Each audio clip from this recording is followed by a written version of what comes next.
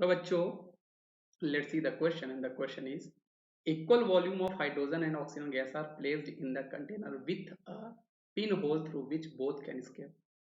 मतलब क्वेश्चन में बेटा हमें यहाँ पर ये बोल रहा है कि हम लोग हाइड्रोजन और ऑक्सीजन गैस का इक्वल वॉल्यूम जो है वो हम लोग प्लेस कर रहे हैं किसी कंटेनर में जहाँ पे पिन होल है through which they are escaping. तो हम लोग यहाँ पे एज्यूम कर लेते हैं बेटा कि एज्यूम करते हैं हम लोग कि यहाँ पे जो आपका number of mole of each gases जो हमारे पास है बेटा, ईच गैसेस वो आपके पास एक्स मोल हमारे पास है, ये हमने क्वेश्चन में एज्यूम कर लिया।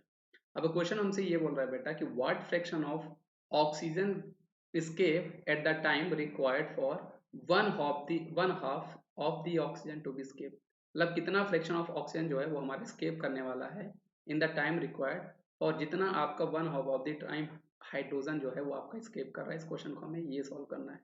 तो मतलब ये सेम टाइम इंटरवल की बात कर रहा है, और सेम टाइम इंटरवल में हमें ये बताना है कि आपका कितना मोल ऑक्सीजन जो होगा विथ रिस्पेक्ट टू हाइड्रोजन वो आपका escape करने वाला है जब आपका हाइड्रोजन हाफ escape कर रहा होगा।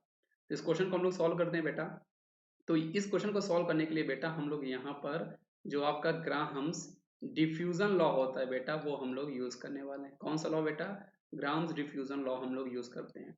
और according to Graham's diffusion law हमारे पास क्या रिलेशन मिलने वाला है बेटा कि एक्चुअल में आपका रेट ऑफ डिफ्यूजन ऑफ आपका जो O2 गैस होगा divide by rate of diffusion of आपका जो हाइड्रोजन गैस होगा, ये एक्चुअल में आपके मॉलिक्यूलर मास के इनवर्सली प्रोपोर्शन ऑफ रूट हुआ करते हैं। मतलब यहाँ पे आपका मोलर मास ऑफ हाइड्रोजन आएगा divide by molar mass of आपका यहाँ पर ऑक्सीजन आने वाला है।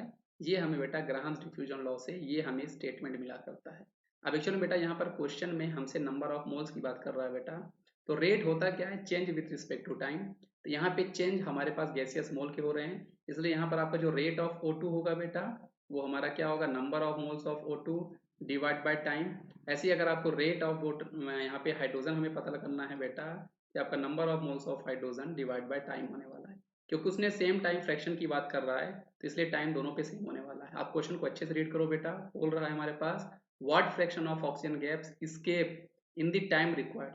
मतलब जितने टाइम में आपका हाइड्रोजन हाफ जो है वो एस्केप कर रहा है उतने में आपका ऑक्सीजन कितना एस्केप करेगा ये हमें बताना है। इसलिए टाइम यहाँ पर आप बेटा सेम लोगे। अब यहाँ पर इस वैल्यू को रखते हैं बेटा। तो पहला आपका number of mole of O2 divide by हम लोग T करते हैं। दूसरा बेटा हमने एज्यूम कर रहा है यहाँ पे नंबर ऑफ मोल्स दोनों ही गैसेस के आपके पास x मोल है, तो इसलिए हमारे पास number of moles of hydrogen उसने क्वेश्चन बता रखा है वो x/2 मतलब हाफ जो आपका वो है बेटा वो आपका स्केप कर रहा है। टाइम इंटरवल तो आपका सेम रहेगा। अब मॉलिक्यूलर मास ऑफ हाइड्रोजन आपके पास 2 होगा बेटा, और मॉलिक्यूलर मास ऑफ ऑक्सीजन बेटा हमें पता है ये आपका कितना होता है 32 हमारे पास होता है ऑक्सीजन का, तो ये आपका 32 होगा। इसको डिवाइड करोगे 1/6 तो ये आपका 1/16 आने वाला है। यहाँ से T और T बेटा आपके कैंसिल आउट हो जाएंगे। 2 जो है वो आपका ऊपर जाने वाला है। तो आगे क्वेश्चन जो आपकी बनेगी तो यहाँ पे 2 नंबर ऑफ मोल्स ऑफ यहाँ पर आपका O2 होगा डिवाइड बाय यहाँ पर बेटा आपके पास x आने वाला है, और 1/16 का अगर रूट आप सॉल्व करोगे तो ये आपका 1/4 आने वाला है। तो और सॉल्व करने के लिए बेटा आप यहाँ पे क्या कर सकते हो, number of moles of O2 जो है वो आपका बेटा 2 आपका क्रॉस मल्टीप्लाई होगा तो 1/8 और x आने वाला है। और x हमारे पास क्या है बेटा, ये हमने एज्यूम कर रखा था कि ईच मोल ऑफ गैसेस आपके पास x है। मतलब जो आपका O2 है वो 1/8 ऑफ इनिशियल मोल का स्केप हो चुका होगा। तो कितने फ्रैक्शन वो आपका स्केप हो रखा होगा बेटा 1/8 ऑफ इनिशियल मोल। इसलिए इस क्वेश्चन का आपके पास सही जवाब ऑप्शन नंबर सी है। तो आई होप आपको ये क्वेश्चन जो बेटा समझ में आया होगा। इसका सही जवाब हमारे पास ऑप्शन नंबर सी है बच्चों। यहाँ पे हम लोग क्या यूज कर रहे हैं बेटा, ग्राहम्स डिफ्यूजन लॉ।